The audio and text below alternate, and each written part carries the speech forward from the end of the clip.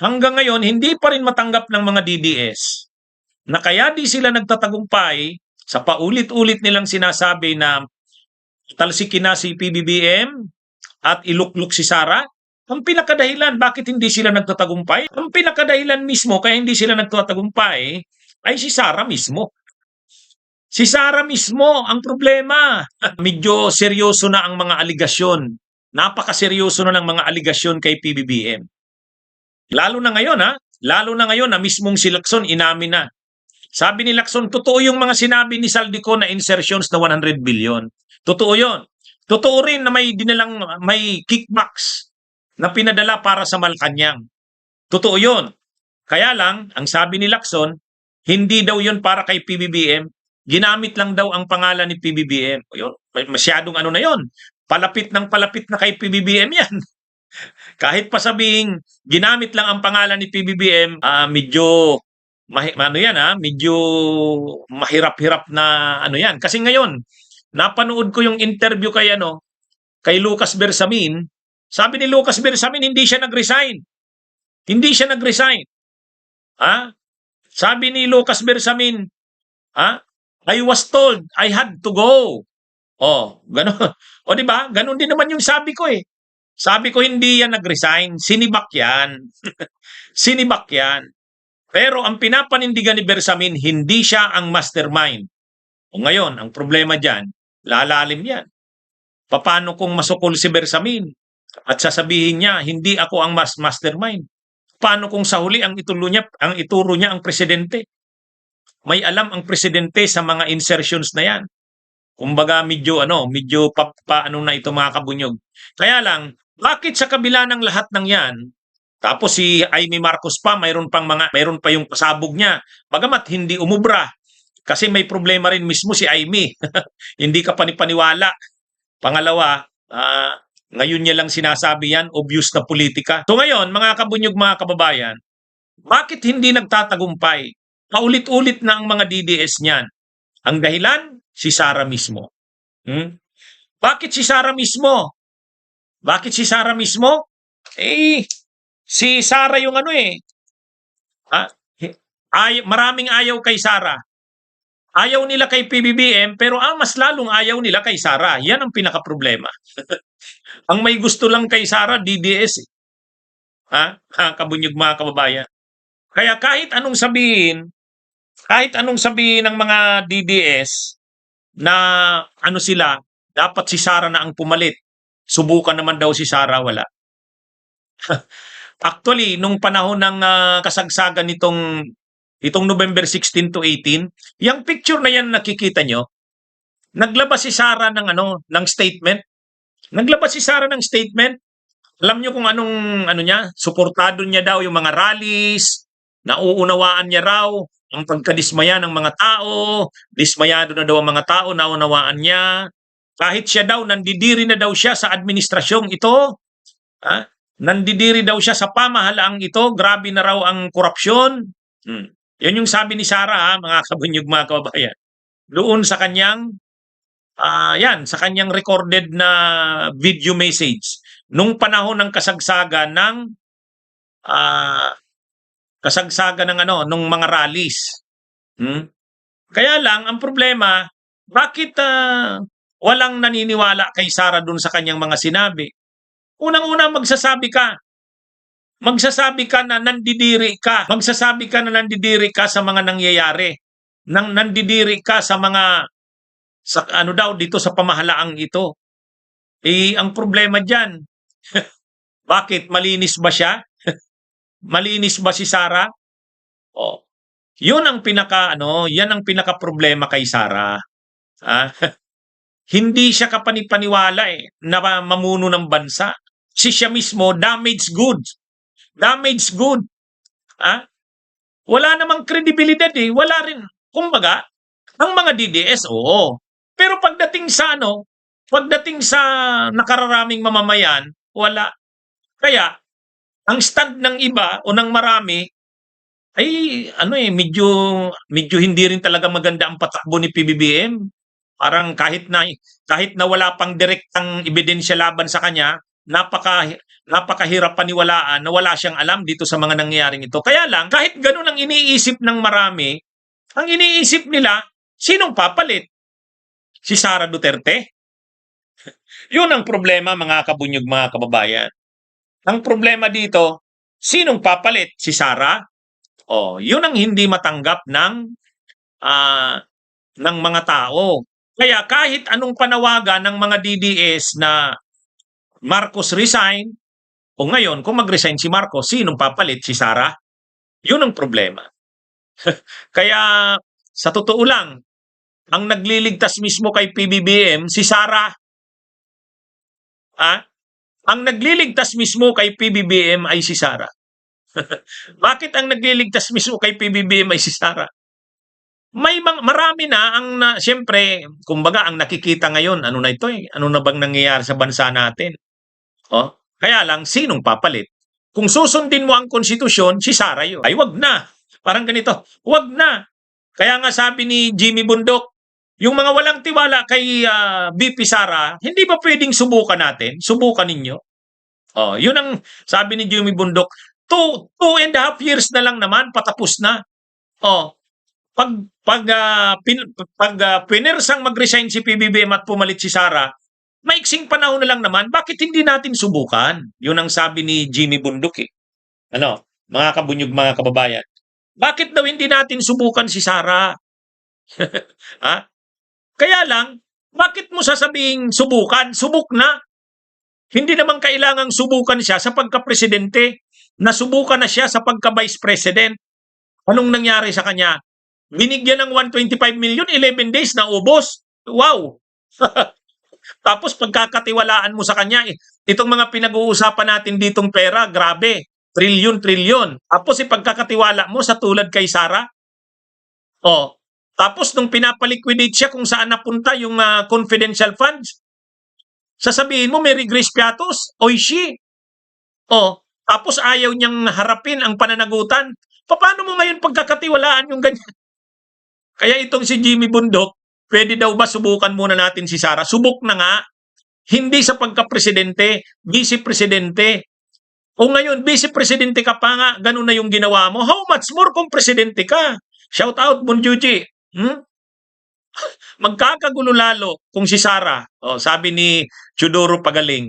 Kaya sa totoo lang, ang hindi matanggap ng mga DDS, si Sara mismo ang dahilan. Kaya hindi nagsusuporta sa kanila. O kaya tingnan nyo, yung rally nila doon sa EDSA PPM, ilan lang ang umaten? 4,000, 4,500. Yung inaasahan nilang 500,000, 500,000, 300,000 daw to 500,000, sabi ni Mike Defensor. Oh. Kahit nga yung Iglesia ni Cristo, dumidistansya pa sa kanila. Bakit? Kasi nakikita ng Iglesia ni Cristo, parang hindi magtatagumpay ito. Tapusin na natin to sa second day. Wala. Wala ito. Mapapasubo lang tayo dito. Oh, ano ang pinaka-problema? Si Sara. Hindi katanggap-tanggap yung alternatibo eh. Totoo, siya ang constitutional successor na pag nag-resign si PBBM, siya ang papalit. Totoo yun. Kaya nga ngayon may malakas na panawagan na eh. Kung mag-resign si PBBM, mag-resign at wag si Sara ang papalit. Kaya nga mayroon na ngayong mga usap-usapan ng Transition Council, hindi naman yan military junta eh.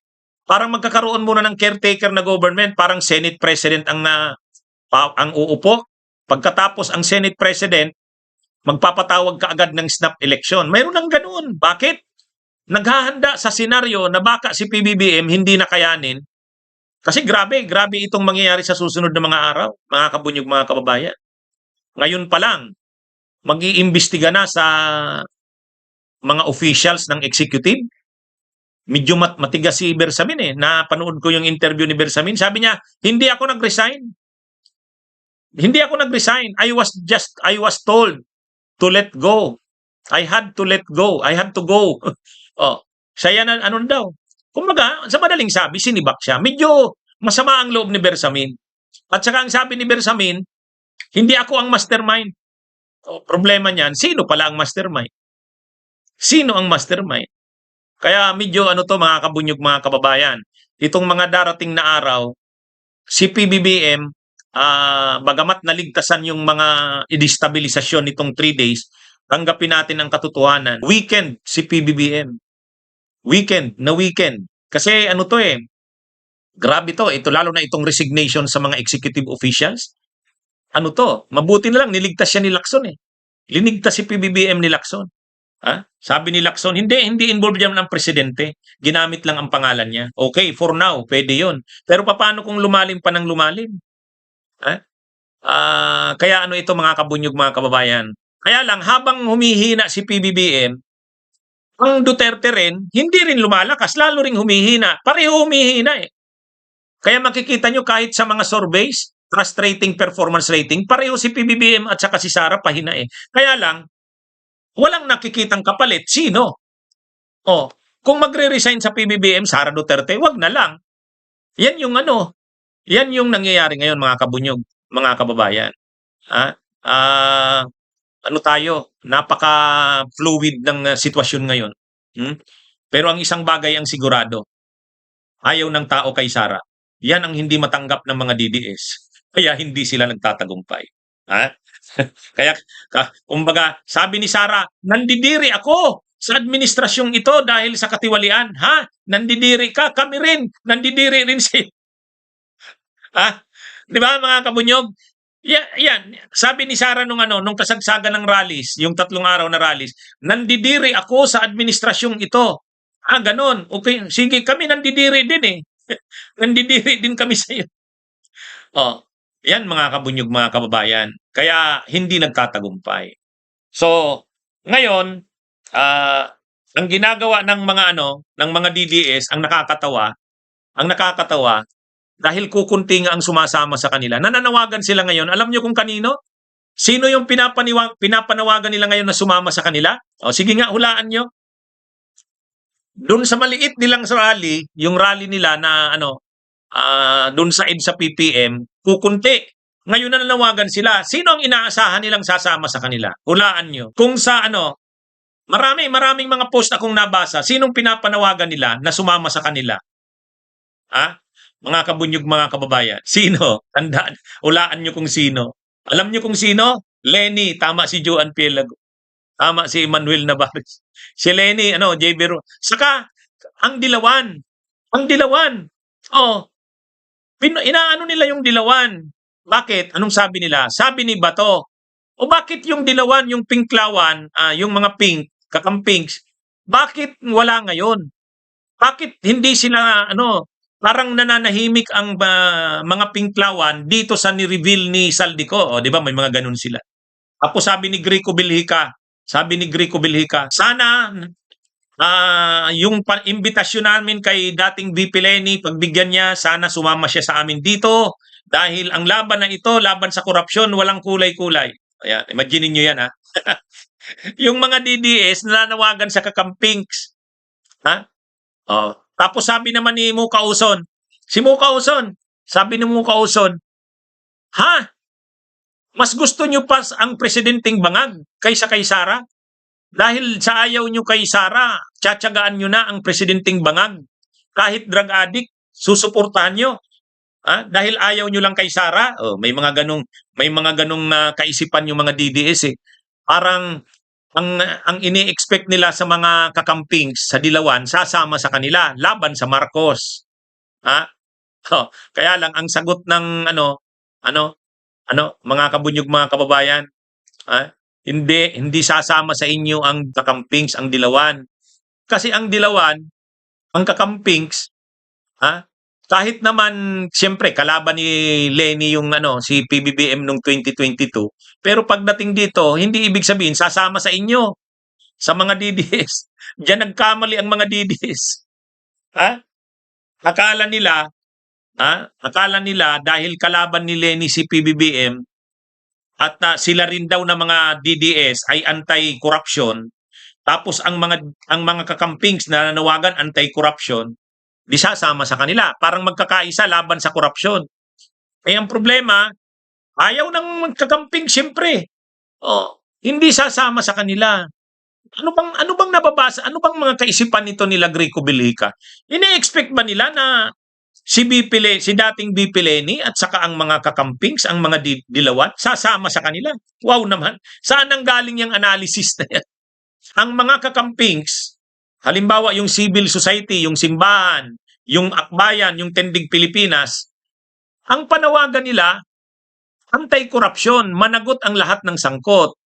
Totoo, hindi nila masyadong pinupuruhan si Marcos. Kasi nga, ayaw nilang mag-resign o mapatalsik si Marcos eh. Yung 3 trillion peso march o movement sa November 30 na magrarally doon sa Mindiola ay sa EDSA PPM. Ang panawagan nun, doon, nandun yung maraming pwersa ng kakampings or dilawan.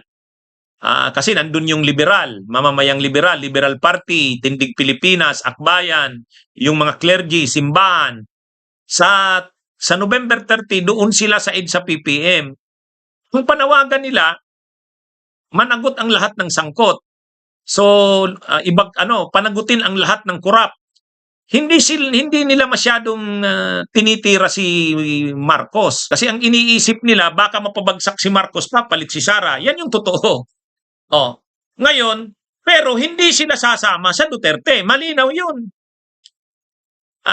Malinaw yun. Hindi sasama. Hindi sasama ang mga kakamping sa Duterte para lang labanan ang korupsyon. Kaya nangangarap ng gising itong mga DDS kung nananawagan sila kasi sabi ni Greco Belica, sana sumama na sa amin si dating VP Leni kasi wala namang kulay itong namin. Anti-corruption naman ito. Wala. Yung may post pa may post nga pala si Sasrugan Dusasot. Sabi ni Sasrugan Dusasot, DDS yan. Sino sa inyong nagsabi na ang karamihan ng mga Pilipino ayaw kay Sara? Yun daw. Sino sa inyo ang nagsabi na ayaw daw ng magkaramihan ng mga tao kay Sara? Bakit ang mga nanalo sa eleksyon, nagtap na chair daw si Bato, si Bongo? Bakit daw nanalo si Marcoleta? Bakit daw nanalo si Bato de la Rosa kung ayaw ng tao sa Duterte? Yan naman yung argumento nila. Yan naman yung argumento nila. Ibang bagay si Bongo. Si Bongo kasi may mga napaniwala yan dun sa kanyang malasakit eh. Saka magaling ang packaging ni Bato sa sarili niya. Ay si Bongo, hindi masyado niyang hina-highlight yung pagiging niyang Duterte. Pero kapag Duterte na, Sara Duterte, wala na yan. Pag one-on-one yan, pag Sara Duterte na, ayaw ng maraming tao. Kaya hindi yan na hindi yan naiisip ng mga DDS. Ang argumento nila, bakit kung mahina ang mga DDS, ng Duterte, bakit daw nanalo si Bongo, top na chair? Bakit daw nanalo pa si Bato? Bakit daw nanalo si Marcoleta? Iba yan. Si Marcoleta nanalo yan, hindi lang dahil sa DDS, mas dahil pa sa iglesia. Siyempre, maraming mga mayors ang humihingi ng mga mayors, governors, congressmen, lahat ng tumatakbong politiko sa lokal humihingi ng endorsement ng Iglesia ni Cristo.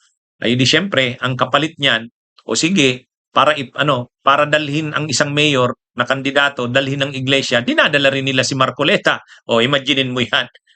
Kumbaga dalawang mayor na magkalaban, parehong humihingi ng suporta ng iglesia. Yung magkalaban mayor, pareho dinadala si Marcoleta. Yan yun. Hindi yun dahil sa Duterte. May tulong ang Duterte kay Marcoleta. Pero kaya ito mga kabunyog, mga kababayan. Ngayon, ang ng DDS, ang gusto nilang mangyari, magsanib pwersa ang pink at saka ang mga kakampings at saka sila. Kasi ang laban naman daw anti-corruption. Magsanib pwersa daw ang kakampings at saka ang dilawan at saka ang DDS. Wala yan, hindi mangyayari yan. Tingnan nyo nung September 21, si Chavit Singson pupunta sana doon, sasanib sana doon sa mga nagraraling dilawan, kakampings doon sa EDSA PPM. Bino siya. Napahiya Napahiya si Chavit Singson. Si Philip Salvador din, papunta rin sana doon. Napahiya din. Tapos yung mga grupo ni Celes galing doon sa EDSA Shrine, pupunta na rin sana doon sa EDSA PPM, naburin sila. Wala, hindi yun. Hindi yun. Oh, walang ano diyan, hindi magsasanib ayun. Ang stand ng mga kakampings, laban sila sa korupsyon, pero hindi sila sasanib pwersa sa Duterte. Kahit yung mga ano, kahit naman yung Makabayan Black, yung mga leftist, hindi rin yun sasanib sa Duterte.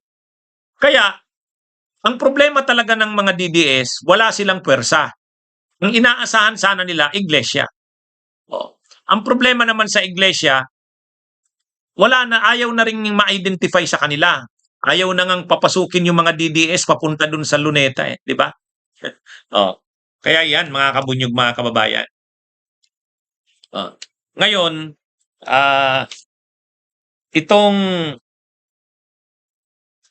mga kabunyog, actually, matapos itong rally ng Iglesia ni Cristo at saka yung sa PPM ng mga DDS, sa halip na lumakas ang kampo ng mga Duterte, lalo silang humina.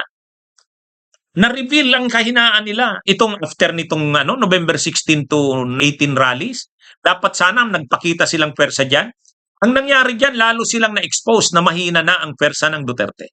Sa totoo lang. Bakit sila na-expose? Tingnan nyo. Kung tindi ng panawagan nila doon sa EDSA PPM, sabi nila, magtipon-tipon tayo sa EDSA PPM, lahat ng pro-Duterte. Pangungunahan ng United People's Initiative o UPI, mga retiradong general daw yan, mga retiradong opisyal ng military. Kasama daw ang PDP Laban. Nag-presscon pa ang PDP Laban. Sabi ng PDP Laban, lahat ng aming mga kasapi, supporters sa lalahok sa rally sa EDSA People Power Monument. O ganun yun, sabi ng PDP Laban. Ganun din yung Jesus is Lord ni Villanueva. O sasama rin daw. Tapos yung Kingdom of Jesus Christ ni Kibuloy, sasama rin daw. So ang projection nila, 300,000 sa unang araw, sa susunod na araw baka mag 500,000, sa huling araw lalampas na. Yun ang sabi nila. O ngayon sa actual ilan? Sa unang araw, November 16, alas 2 ng hapon, 2,000. Pagkagabi yung 4,000. O sabi nila, hindi, sa second day kami dadami. Okay, nung second day, 4,500. Hindi, sa third day kami dadami. O, third day, ilan sila? Wala na. Doon na lang sila sa EDSA Shrine. 150 na lang. Yan ang nangyari. So wala, na-expose. Wala ng pwersa. Ilan lang ang namobilize nila? Imagine nyo, ang laking panawagan, tapos yun lang ang namobilize nyo. Sama nyo pa yung mga, pinagmamalaki ninyo, Jesus is Lord ni Villanueva, sa kayong KOJC ni Kibuloy. Wala. Wala. Tapos yung Iglesia ni Cristo sa Luneta, hindi rin naman nakapag-mobilize ng inaasahan nila. Ang sabi, mga unang araw daw sa Luneta, November 16, mga 1 million. Susunod na araw daw, mga November 17, mga 1.5 million. Sa huling araw, baka 2 million na. So 1 million to 2 million. Anong totoong nangyari? First day, 650,000. Pinakamataas na yun nung gabi. Nung second day, 150,000 na lang. Hindi ko estimate yun ha. Yan yung sinabi ng media na aktual na bilang. So, wala. Pahina ng pahina. Kaya anong nangyari dito? Na-expose. Wala ng pwersa ang Duterte. Kasi kung may pwersa sila, imagine niyo, yan na yung kanilang taya-bato, yan na yung kanilang all-in, tapos yun lang yung namobilize mo. Di ba? Di ba mga kabunyog, mga kababayan? Paano mo yan? Paano mo ipapaliwanag yan? Kaya ito, ang nangyari dito sa 3 araw na rallies, na-reveal, na-expose, wala ng pwersa talaga ang Duterte. Weekend ng masyado. Kahit yung Iglesia ni Cristo, ayaw nang ma-identify sa kanila eh. Nag-rally ang Iglesia ni Cristo, tapos nagpamarcha yung Maisog nung first day. Galing TM Calao, may mga slogan sila, Marcos resign. Kaya lang, nung sasanib na sila dun sa iglesia, ayaw ng iglesia. Sabi, hindi, huwag kayong sasanib dito sa amin, ayaw naming ma-identify sa inyo. Nung ginawa ng mga nagraraling DDS, hindi nakasali doon sa iglesia, pumunta sila sa liwasan. Kaya mga kabunyog, ngayon, nung third day, ang inaasahan nila, makakabawi sila dahil sa second night, mayroon daw pasabog si Amy. May pasabog si Amy Marcos. Tapos yung speech ni Amy Marcos, tungkol nga sa pagiging addict ni PBBM, yun, wala rin. Noong pangatlong araw, wala na. Umatras na ang iglesia, Yung mga DDS, tuloy ang laban, hindi tayo aatras. Oo nga, tuloy ang laban, hindi aatras. Pero 150 na lang sila doon sa may EDSA Shrine, sa may Ortegas Mall, yung Robinsons. Doon na lang sila nagrally. O ngayon, anong na-expose doon? Wala. Wala na talaga halos persa ang Duterte. Wala nang persa yan. Kumbaga, nanghihiram na lang sana sila ng persa doon sa Iglesia ni Cristo eh. Kaya lang kahit yung Iglesia ni Cristo, ayaw nang ma-identify sa kanila. Baka marami pa silang kaharapin na problema. Kaya ang ginawa ng Iglesia ni Cristo, tinapos na. Yung third day, wala na. Kaya mga kabunyog, mga kababayan, ito na ngayon. Humina, napahina ng todo. Dito sa 3 araw na ito, ang inaasahan sana, massive show of force. Actually, yan yung original na plan nila. Massive show of force. Matinding pagpapakita ng pwersa. Yan yung yan sana yung ano nila, talagang gustong mangyari. Ipapakita ang pwersa ng Duterte. Tutulungan sila ng iglesia, magmomobilize ang Jesus is Lord, magmomobilize ang QJC, ang PDP Laban, magmomobilize. Ano ang mga paraan nila? Ayan. Expose ni Saldico. Ayan, sabi ni Greco Belhica. Itong expose ni Saldico, ito ang magpapadami ng a-attend sa mga rallies natin November 16 to 18. Anong nangyari? Wala. Marami sila trolls. Marami silang troll sa social media. Pero pag yung sa pwersa na, wala. Kaya ito mga kabunyog, mga kawayan. Argo, ano nang nangyari sa inyo? Kaya ito? Kumbaga, ang pwersa ng DDS, ng Duterte, na-expose dito, sa halip na itong 3 araw ay pagpapakita ng pwersa, ang nangyari, na-expose na wala na sila. Masyado ng sa susunod na mga araw, baka madurog na yan. Aarestuhin na si Bato. Tapos yung mga kaalyado nilang mga senador sa Senado, makakasuhan na, makukulong na. Yung minority na siyam ngayon, mababawasan ng mababawasan, may nagbiro nga sa social media, ang tawag na daw sa kanila, super minority. Ano na ang tao? Kumbaga, maaari na marami rin ang napoprostrate, nadidismaya kay PBBM dahil nga dito sa mga nangyaring ito na parang, pero hindi ibig sabihin na ang tao gustong bumalik sa Duterte. Yan. Hindi yon. Ayaw na ng tao sa Duterte. Yun ang malinaw dyan. Kaya kahit anong panawagan nila na mag-rally 3 araw, unang araw pa nga lang, hirap na sila.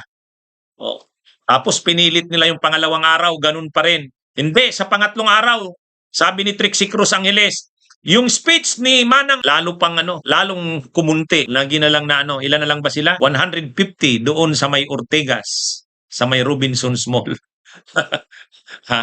Okay, mga kabunyog, mga kababayan. Bakit? Bakit nahirapan sila? Kasi ang ilinalako nila na papalit kay PBBM, hindi rin katanggap-tanggap sa tao. Bunyog, halikan na kasama ka. Bunyog, kapag buklod ay may pag-asa. Luzon, Visayas, Mindanao, isa ang pananaw.